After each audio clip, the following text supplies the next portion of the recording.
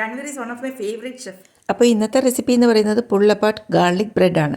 ഇത് രൺവീർ അദ്ദേഹത്തിൻ്റെ ചാനലിൽ ഈയിടെ കാണിച്ചതാട്ടോ. അതിനായിട്ട് ഞാനിവിടെ എടുത്തിരിക്കുന്ന ഒരു 100 ഗ്രാം സോൾട്ടഡ് ബട്ടറാണ്. പിന്നെ മല്ലിയില വേണം, പച്ചമുളക് വേണം, ഗ്രീൻ ചില്ലി, പിന്നെ ഗാർലിക്, ഇറ്റാലിയൻ സ്പൈസസും കുറച്ച് ചീസും. ഇത്ര മാത്രം മതി. ആദ്യം തന്നെ ഒരു കുഞ്ഞ് പാൻ എടുത്തിട്ട് കുറച്ച് ബട്ടർ ഇട്ടിട്ട് അതിൽ ഒരു 2 ഗ്രീൻ ചില്ലീസ് കട്ട് ചെയ്ത് ഇടുക. അതിലേക്ക് ഒരു 5-6 ഗാർലിക്ക് ചെറുതാട്ടോ. അത് വലുതാണെങ്കിൽ ഒരു 5 എണ്ണമൊക്കെ മതിയാവും. ഒന്ന് ചെറുതായിട്ട് സോട്ട് ചെയ്യുക, ബ്രൗണൊന്നും ആയി പോകണ്ട.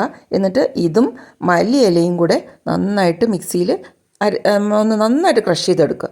അത് ഈ ബട്ടറിലേക്ക് ഇട്ട് നന്നായിട്ട് മിക്സ് ചെയ്തിടുക. ബട്ടർ റൂം ടെമ്പറേച്ചറിലായിരിക്കണം, നല്ല സോഫ്റ്റ് ബട്ടർ ആയിരിക്കണം, എന്നാൽ അതേസമയം മെൽറ്റഡും ആവരുത്.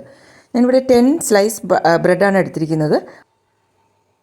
ബ്രെഡിൻ്റെ താഴത്തെ ഭാഗത്ത് ഈ ബട്ടർ മിക്സ് പരട്ടിയ ശേഷം ഓരോ ബ്രെഡും എടുത്ത് ഇതുപോലെ കവർ ചെയ്ത് നീളത്തിനിങ്ങനെ നിരത്തി വയ്ക്കാം. ഞാനിവിടെ ഒരു 10 സ്ലൈസ് ബ്രെഡ് എടുത്തിട്ടുണ്ട്. ഇങ്ങനെ നിരത്തി വെച്ച ശേഷം ബാക്കി ആ ഒഴിഞ്ഞു കിടക്കുന്ന പാർട്ടിലും ആ ബട്ടറിൻ്റെ ആ ഒരു മിക്സ് നന്നായിട്ട് അല്പം ലാവിഷായിട്ട് തന്നെ അങ്ങ് പുരട്ടിക്കൊള്ളുക. അപ്പോൾ ഞാനിതെല്ലാം പരട്ടിയിട്ടുണ്ട്. ഇനിയാണ് ഇതിൻ്റെ ഫൺ പാർട്ട്. നമുക്കിത് റോൾ ചെയ്തെടുക്കണം. കണ്ടോ, ഒരറ്റത്തുനിന്ന് ഇതുപോലെ റോൾ ചെയ്യും. ഇങ്ങനെ ചെറുതായിട്ട് ഒരു ക്രാക്കൊക്കെ വീഴും, അത് നോ പ്രോബ്ലം. നമ്മളിങ്ങനെ നന്നായിട്ട് അല്പം ഇങ്ങനെ നല്ലതായിട്ട് ഹോൾഡ് ചെയ്യുക. എന്നിട്ടൊരു ബട്ടർ പേപ്പർ വെച്ചിരിക്കുന്ന ഒരു കേക്ക് ടിന്നിലേക്ക് അത് മാറ്റാം. ഇനി നമുക്ക് ഇത് കുറച്ചുകൂടെ ഒന്ന് ലാവിഷാക്കാൻ വേണ്ടിയിട്ട് അല്പം ബാക്കി വെച്ചിരിക്കുന്ന ബട്ടർ മിക്സ് ഞാൻ ഇതിൻ്റെ ടോപ്പിൽ നന്നായിട്ട് അപ്ലൈ ചെയ്ത് കൊടുക്കുന്നുണ്ട്. പിന്നെ നമുക്ക് വേണ്ടത് നമ്മുടെ ചീസ്, മോസറല്ല ചീസാണ് ഞാൻ എടുത്തിരിക്കുന്നത്. അത് അതിൻ്റെ ആ ഒരു ഇങ്ങനെ ചെറിയ ചെറിയ ഹോൾസൊക്കെ ഇല്ലേ, അവിടേക്കൊക്കെ ഇങ്ങനെ നമുക്ക് പ്രസ് ചെയ്ത് എത്രത്തോളം വയ്ക്കുക അത്രയും വയ്ക്കുക. അത്രത്തോളം കുട്ടികൾക്ക് ഇഷ്ടമാവും. കുറച്ച് ചില്ലി ഫ്ലേക്സ്, ഇറ്റാലിയൻ സ്പൈസ്, അതായത് ഒറിഗാനോ ആണ് മെയിനായിട്ട്. ഇത്രയും മാത്രമേ ഉള്ളൂ. കുറച്ച് പെപ്പർ കൂടെ ഇട്ടിട്ടുണ്ട്. എന്നിട്ടൊരു അലൂമിനിയം ഫോയിൽ വെച്ചിട്ട് അതൊന്ന് കവർ ചെയ്തിട്ട് ബേക്ക് ചെയ്തെടുത്തു. 180 ഡിഗ്രിയിൽ ഒരു 25-30 മിനിറ്റ്സ് ബേക്ക് ചെയ്തെടുത്തു. അവനില്ലാത്തവർക്ക് നമ്മൾ വീട്ടിൽ തന്നെ ഉണ്ടാക്കുന്ന ആ ഒരു അവൻ സെറ്റപ്പില്ലേ, അതിൽ ചെയ്തെടുക്കാം. എന്ത് ബ്യൂട്ടിഫുള്ളാണ്, ഭയങ്കര അരോമാറ്റിക്കുമാണ് കേട്ടോ ഇത്. ഇനി നമുക്കിത് സെർവ് ചെയ്യാം.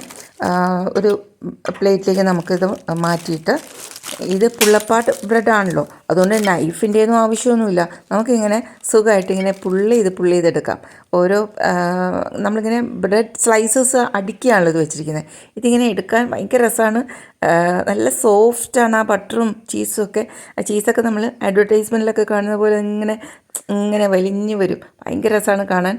ടേസ്റ്റ് ചെയ്യാൻ ഒരു രക്ഷയില്ല, അത്രയ്ക്ക് ടേസ്റ്റാണ്. മുകൾ ഭാഗം നല്ല ക്രിസ്പിയും അകത്ത് നല്ല സോഫ്റ്റ്. കഴിച്ചു നോക്കട്ടെ.